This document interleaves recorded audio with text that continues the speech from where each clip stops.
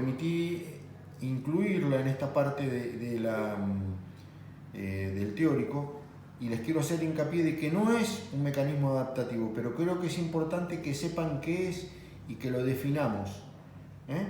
Displasia es un crecimiento desordenado o desorganizado que generalmente ocurre en los epitelios de revestimiento, con pérdida de la uniformidad celular y una desorientación arquitectural. Si ustedes se saben esta definición y la entienden, les puedo asegurar que van a tener un 25% del examen final aprobado, porque en general suele ser pregunta de examen final y generalmente la contestan mal. El término displasia proviene del griego, que significa, como me gustaría poder señalar, que significa mala forma o mal modelo. Eso significa displasia, pero la definición es lo que ustedes vieron ahí. La displasia epitelial siempre es un fenómeno global y tiene modificaciones celulares y estructurales. Tiene modificaciones de la célula propiamente dicha y de la estructura de ese epitelio.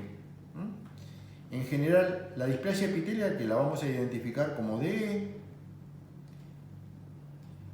los criterios y las clasificaciones varían de acuerdo a la localización y tipo de epitelio afectado. No es lo mismo la displasia en el cuello uterino que en la cavidad oral o en los bronquios, pero el concepto básicamente es el mismo. Se buscó determinar parámetros que permitieran clasificar e identificar las displasias.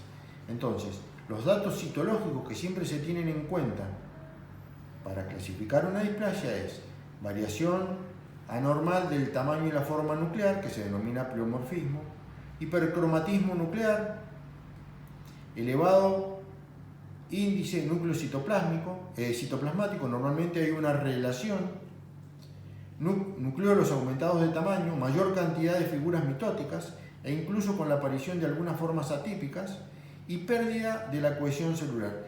Estos elementos, al momento de hacer un análisis citológico, definen la displasia. Hablamos de datos citológicos.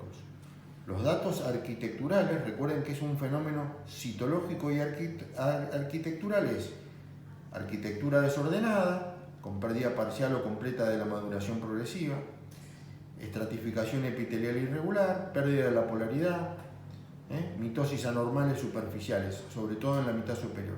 O sea, con estos parámetros ustedes definen displasia. ¿Cómo se clasifican? Se clasifican, en caso del epitelio escamoso, cervix uterino, epitelio bronquial, se las clasifica en leves, en moderadas y en graves. La leve suele afectar el tercio inferior, la moderada el tercio medio e inferior y la grave todo el espesor. En el caso de las glandulares, se las puede clasificar de bajo grado, de grado intermedio o de alto grado. O sea, son clasificaciones de la displasia en los epitelios. Hay términos mal empleados como ser displasia fibrosa o displasia ectodérmica que muchas veces sirven a confusión. Por otro lado, por ahí van a ver también cómo se refieren a la displasia como hiperplasia típica, epitelio anaplásico, epitelio atípico, pero el término correcto es displasia. En el caso del cuello uterino, la membrana basal es la que provoca la delimitación. Cuando la lesión se produce en el tercio inferior se denomina displasia leve, en el tercio medio e inferior displasia moderada, y cuando afecta todo el espesor del epitelio se denomina displasia severa. La displasia severa está a un paso del carcinoma in situ, o sea, la siguiente evolución de la displasia severa es el carcinoma in situ. Ahora vamos a hacer una buena explicación para que ustedes lo tengan en cuenta. Eso es un epitelio pavimentoso normal. Fíjense como en este caso los cambios de la displasia severa ocurren nada más, de la displasia leve, perdón, ocurren en el tercio inferior. Las células, si ustedes lo comparan con la imagen anterior, hay algunas mitosis que son tienen característicos de cierta tipía, las células basaloides se vuelven mucho más grandes, pero la membrana basal permanece indemne. En la moderada se afecta el tercio medio y el tercio inferior, siempre con conservación de la membrana basal. Y en la displasia severa, ese cambio arquitectónico y celular se extiende a todo el espesor. Y es por eso que se denomina displasia severa. Consideraciones con respecto a la displasia. Es una lesión precursora de la transformación maligna, pero no siempre evoluciona al cáncer. Se puede considerar una lesión preneoplásica. ¿Está claro? La valoración, o sea, quien valora la displasia epitelial, es subjetiva. No existen parámetros que puedan cuantificar. Para un patólogo puede ser una displasia moderada y para otro patólogo puede ser una displasia severa. Por lo tanto, es observador dependiente. Las displasias no existen todavía, aunque se está trabajando mucho a través de la citogenética y de los marcadores, en determinar marcadores que permitan definir cómo va a seguir la displasia. Y las displasias pueden revertir, o sea, lo que define, lo que limita una displasia de un carcinoma es la reversibilidad de las lesiones. Una displasia severa precede a menudo al cáncer. No todo epitelio, con respecto a lo que veníamos viendo, no todo epitelio metaplásico es displásico y no todo epitelio hiperplásico es displásico.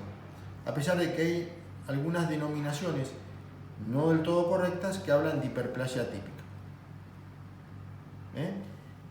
Fíjense que en este caso, de un lado tenemos una displasia severa que toma todo el espesor y fíjense cómo los cambios citológicos del otro lado muestran lo que es un carcinoma in situ, displasia severa, carcinoma in situ. ¿Qué es lo que determina la diferencia entre uno y otro?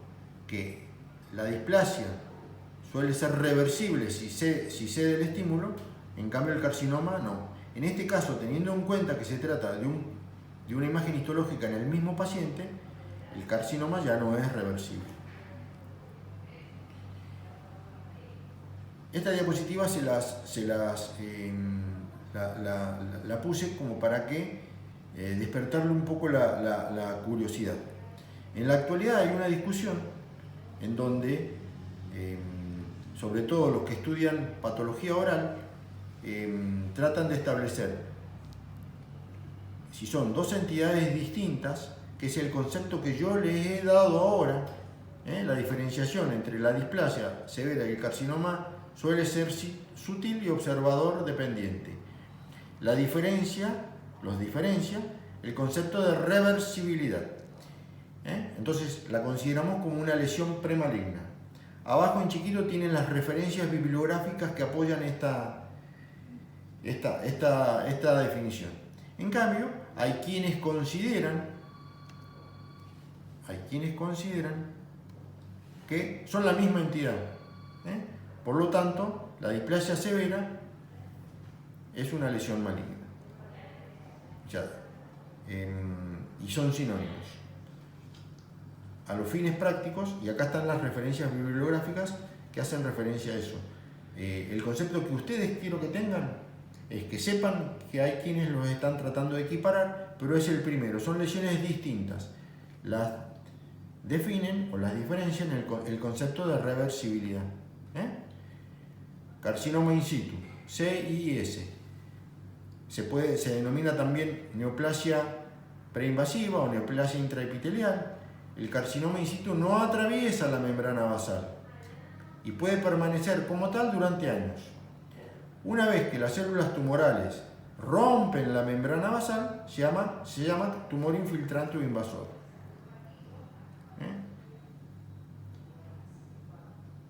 En este caso, la displasia ocurre en un epitelio metaplásico, como es el esófago de Barrett. Recuerden que la de epitelio glandular, la displasia se denomina de bajo, de mediano, de alto grado.